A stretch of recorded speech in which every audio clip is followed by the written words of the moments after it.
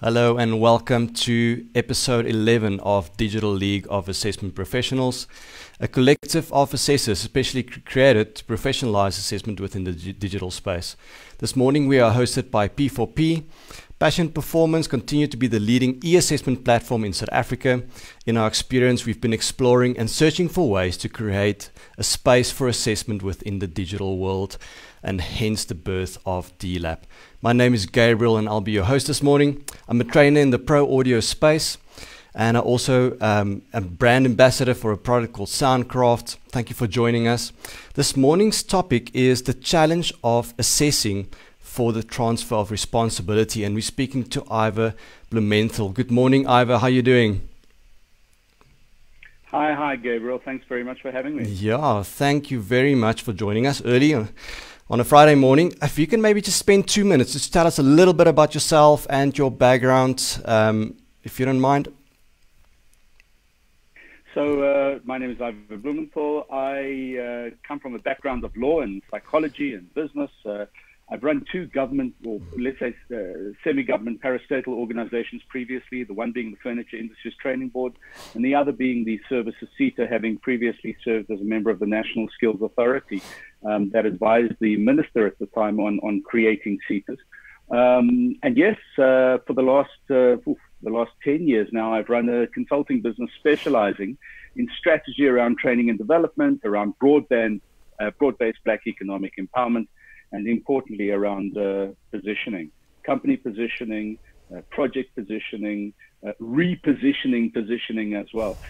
From an assessment perspective, obviously in the Services CETA, having run that for 10 years, the entire SAQA competency framework, compliance framework, critically amongst 35 industries was my responsibility in terms of making sure it was put into play. So I've had a fair smack of experience in that regard.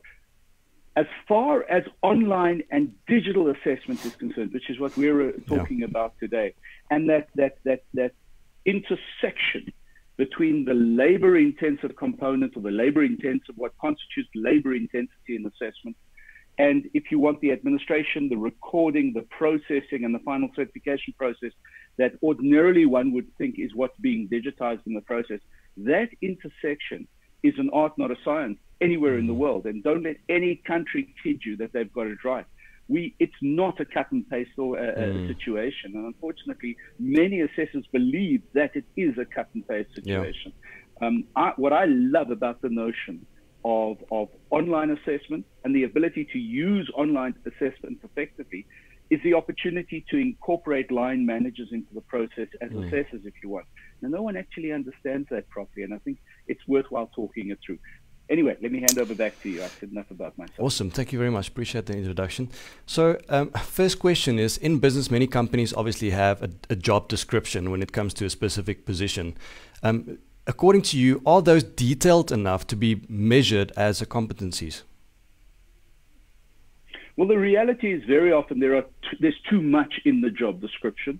And there's just not enough that's measurable in the job description. And the notion about useful competency insertion is about simply saying, this is your job, this is how you have to do it, and importantly, this is how we're going to measure it. Now, measurement is critically important. The measurement of performance, translating performance into something that's quantifiable.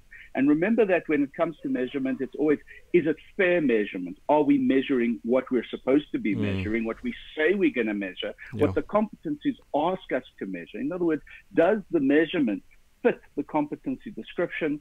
And important, am I going to get the same result again and again and again by using those measurement tools?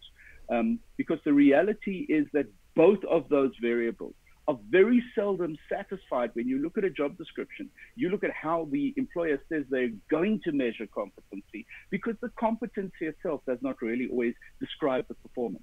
So no, the answer is no. There is just not enough that's measurable in the job description to start off with. And then from a measurement perspective, we do not have good measurement technology in place.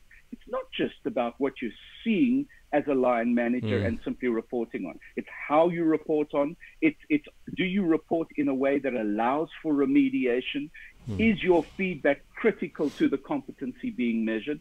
And really, very little of that is often reflected in the job description. And one can talk about KPIs, but there's no law about KPIs. There's no standard for KPIs. So as a result, it's very weird and woolly and wonderful. The reality is, talk about the job, talk about the output, talk about how it can be measured on a consistent basis, and you've got a good job description. Yeah. So in that light, what is a competency? Competency describes two things consistently. It describes the person doing the job, and then it describes the behavior within which that job is done. Now, behavior is critically important, Sure. because once a person can do a particular task, it doesn't mean that that task is going to be done consistently with the right kind of attitude and application. Very much more difficult to measure when it comes to job description than simply, can I switch the machine on or not? So when it comes to competencies, distinguish between low-level competencies, which are just automaton competencies. Any robot can be trained. Fourth Industrial Revolution, by the way. Yeah. Any robot can be trained to do the job. You do not need a human being doing that job. A real competency is where the job performance and the job behavior intersect so that you have consistency, replicability, and dependability. So a proper competency describes the functional aspect of the job and the way you do the job. And the way you do the job is the art of the description, and the job itself is the science of the description. It's the intersectability of the two that's critically important when it comes to whether it's worthwhile assessing or not. Because otherwise, you simply need to have a button on the machine to say the machine has been switched on or off. And if the button goes on, the person is competent. That's not the intention of inculcating a culture of competency into the job environment in this country. So how do we know that we have assessed the transfer of that competency properly? Okay, so this is where we border now on labor relations. Because remember what our labor court says. Our labor court says that you can only counsel, you can only discipline, and you can only fire someone on the basis of how they're doing the job if when you've appointed them for the underlying skills, qualifications, and application you expect for them to hit the ground running.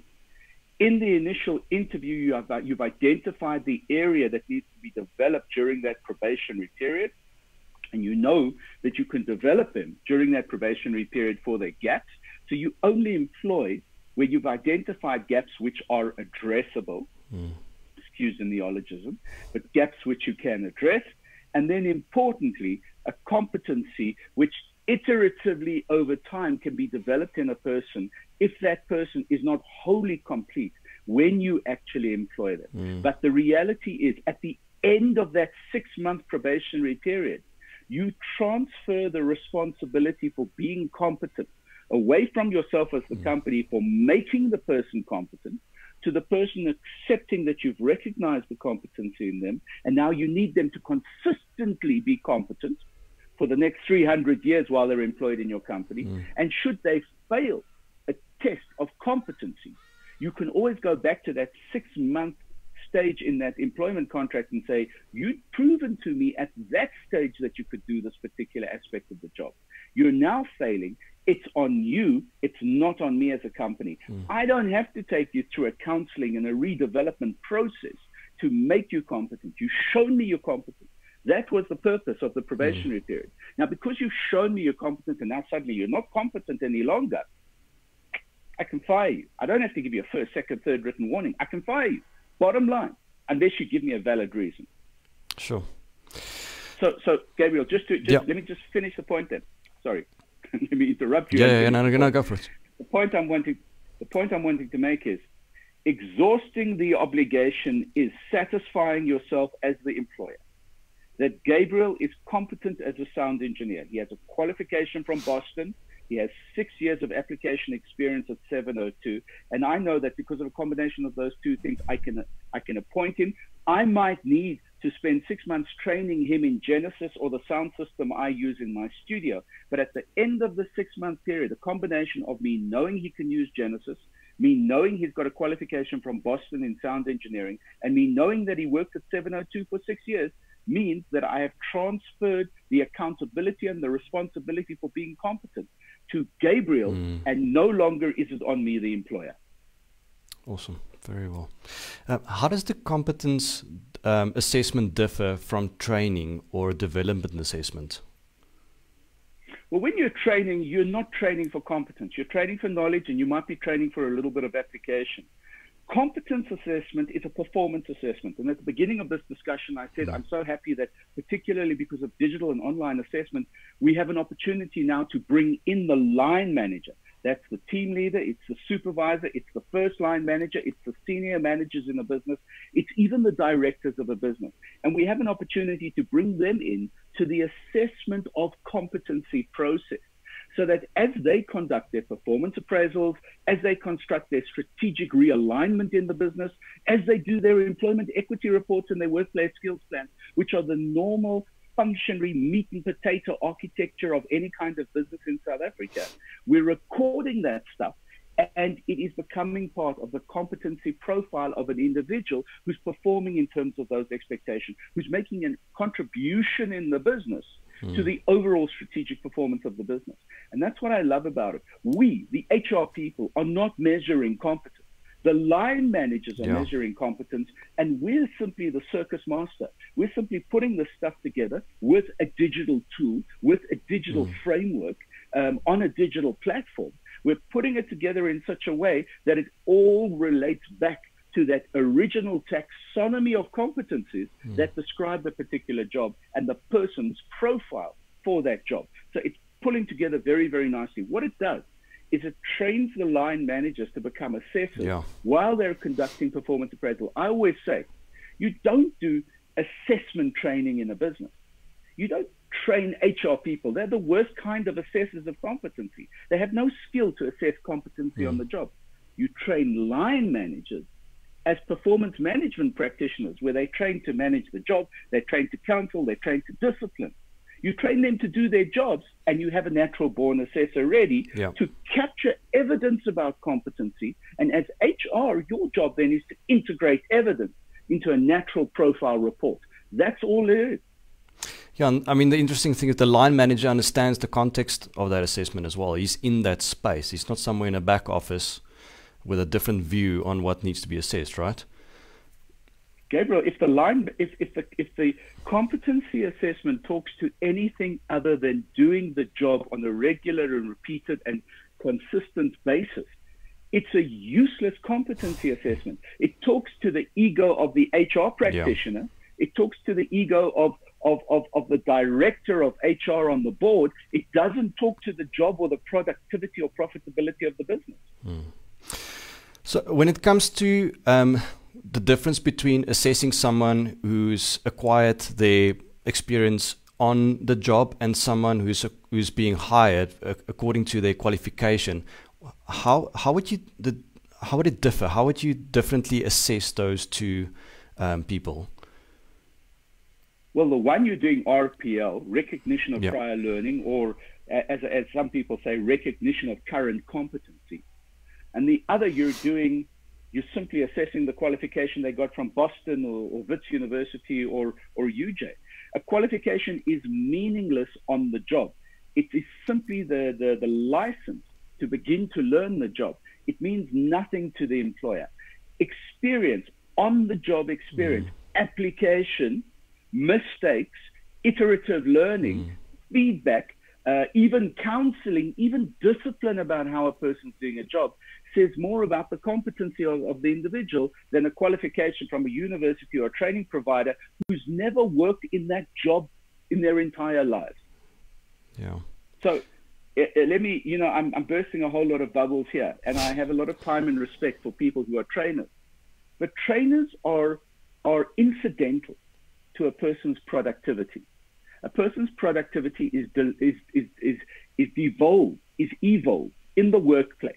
It's developed in the workplace. It's not developed by the training or the HR department. It's developed by peers. So you're sitting by nearly and learning to do the job. It's developed by your team leader, supervisor, first line manager, who can see the accident coming, who can see the mistake a mile away and can steer you in the right direction so that you develop the sensitivity to know when you're going right and when you're going wrong.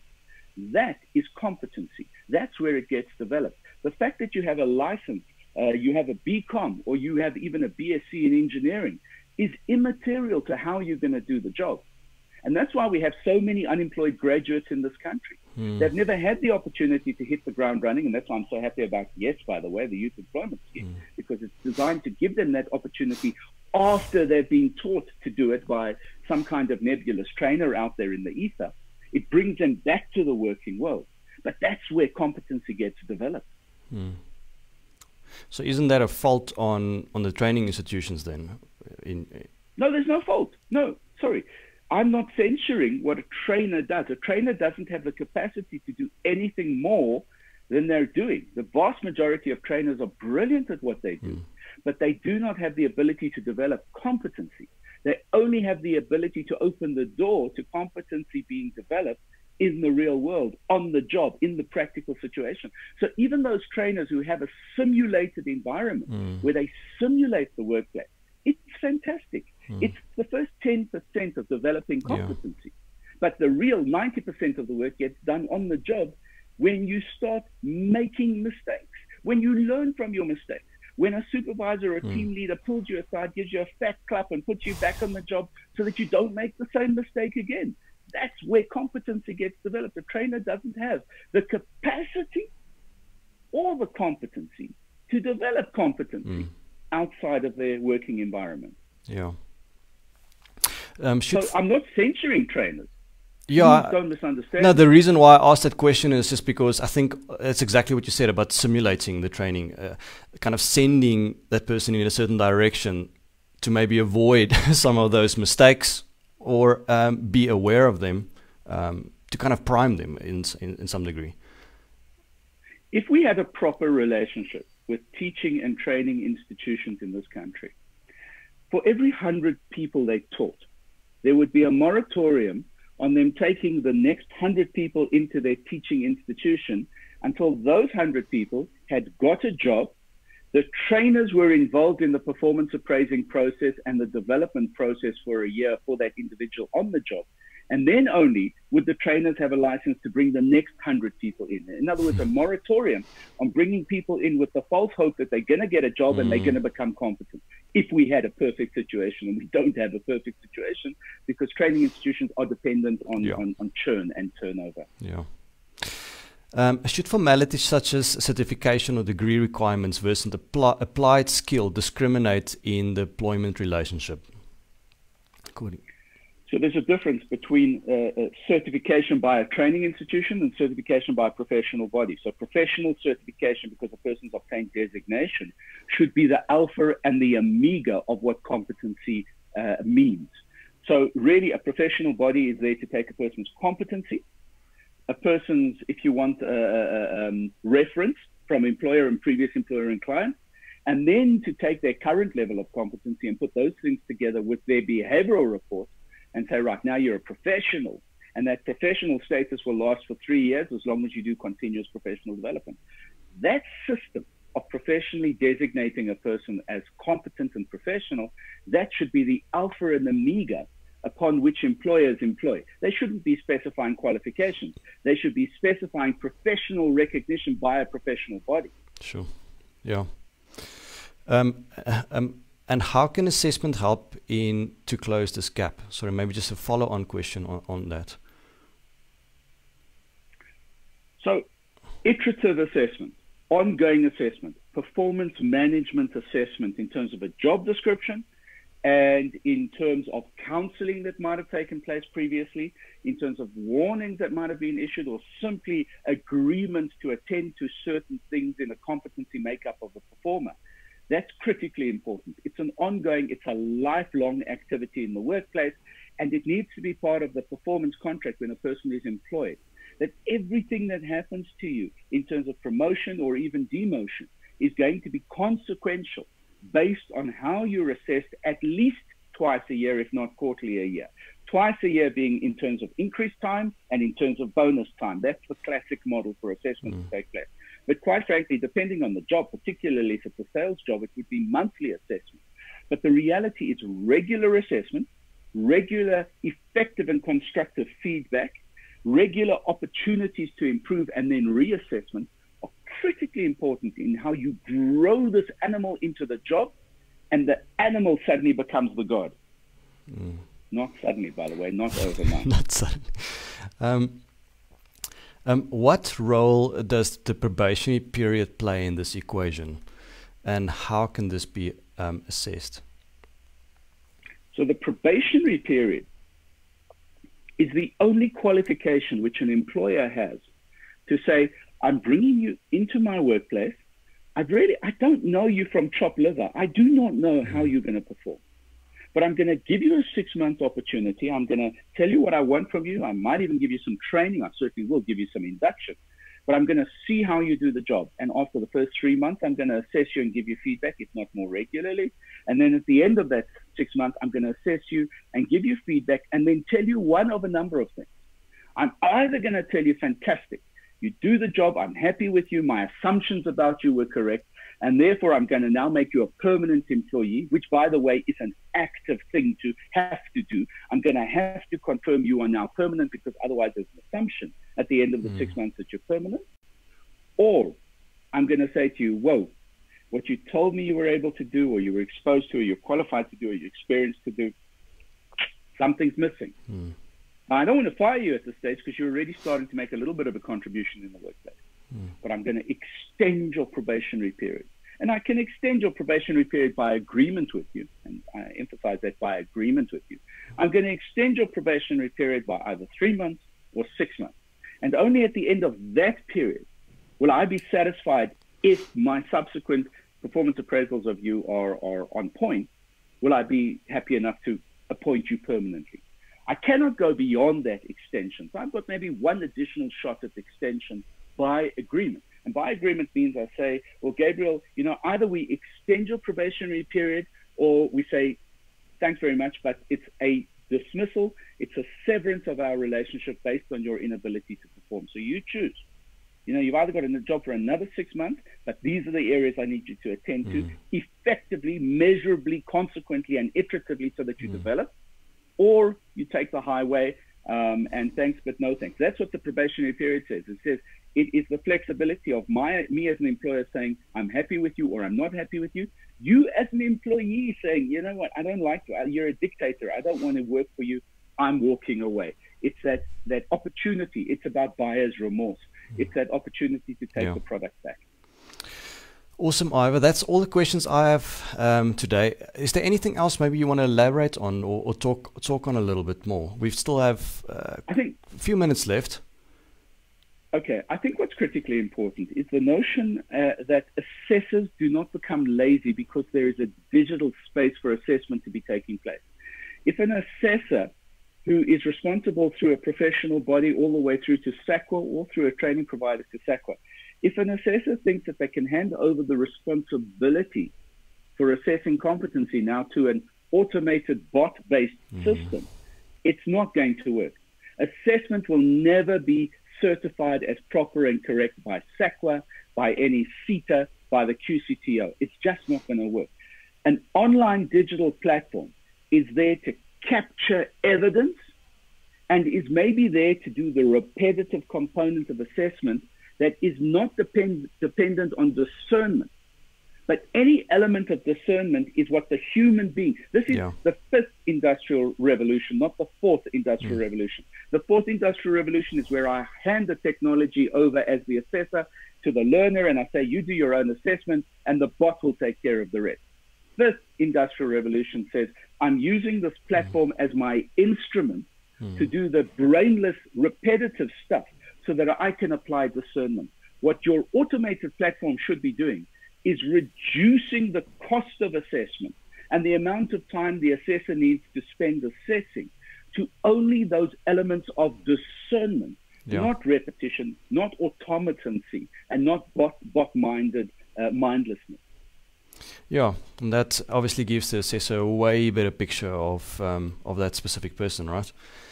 Being able to see, and also on a very nice timeline. Well, Ivor. But what it also does, a good assessment center, if I'm a training provider, a good assessment center allows me to track the work of the assessors themselves, which is critically important. Thanks, Gabriel. And I've got a camera going off. Thank you, Ivor. Appreciate your time. That was very insightful, and yeah, have a lovely day. You too, and stay safe. Thank you, Ivor. Keep well. Cheers. Bye-bye. Bye-bye.